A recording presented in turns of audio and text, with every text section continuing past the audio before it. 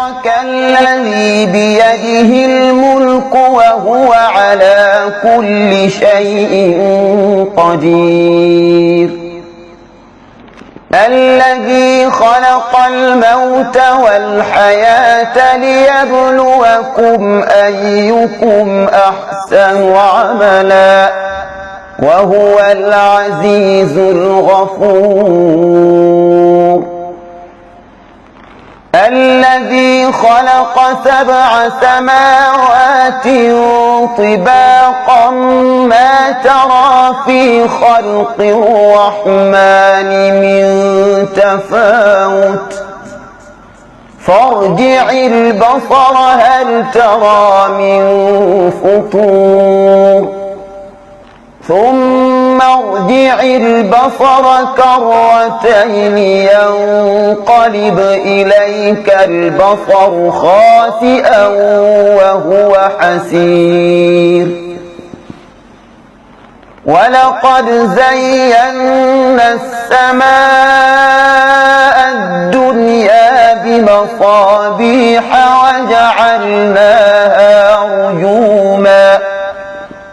وجعلناها رجوما للشياطين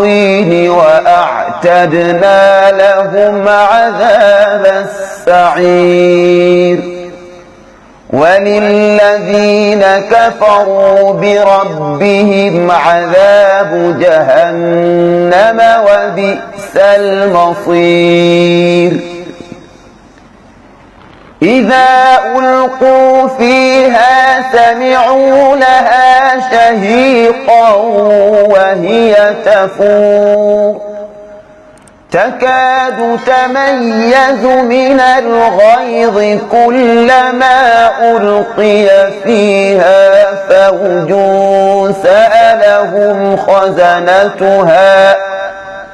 سألهم خزنتها ألم يأتكم نذير قالوا بلى قد جاءنا نذير فكذبنا وقلنا ما نزل الله من شيء إن أنتم إلا في ضلال كبير وقالوا لو كنا نسمع أو نعقل ما كنا في أصحاب السعير فاعترفوا بذنبهم فسحقا لأصحاب السعير إن الذين يخشون ربهم بالغيب لهم مغفرة وأجر كبير وأسروا قولكم أو اجهروا به إنه عليم بذات الصدور ألا يعلم من خلق وهو اللطيف الخبير هو الذي جعل لكم الأرض ذلولا فامشوا في مناكبها وكلوا من رزقه وإليه النشور أأمنتم من في السماء أن يخسف بكم الأرض فإذا هي تمور أم أمنتم من في السماء أن يرسل عليكم حاصبا فستعلمون كيف نذير ولقد كذب الذين من قبلهم فكيف كان نكير أولم يروا إلى الطير فوقهم صافات ويقبضن ما يمسكهن إلا الرحمن إنه بكل شيء بصير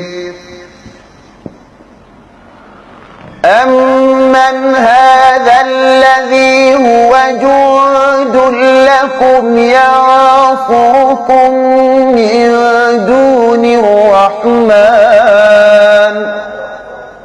إن الكافرون إلا في غرور أمن هذا الذي يرزقكم إن أمسك رزقه بل لجوا في عتو ونفور أفمن يمشي مكبا على وجهه أهدى أمن يمشي سويا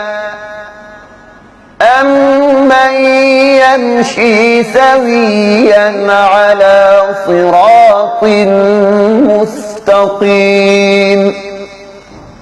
قل هو الذي أنشأكم وجعل لكم السمع والأبصار والأفئدة قليلا ما تشكرون قل هو الذي ذرأكم في الأرض وإليه تحشرون ويقولون متى هذا الوعد إن كنتم صادقين قل إنما العلم عند الله وإنما أنا نذير مبين فلما رأوه زلفة سيئت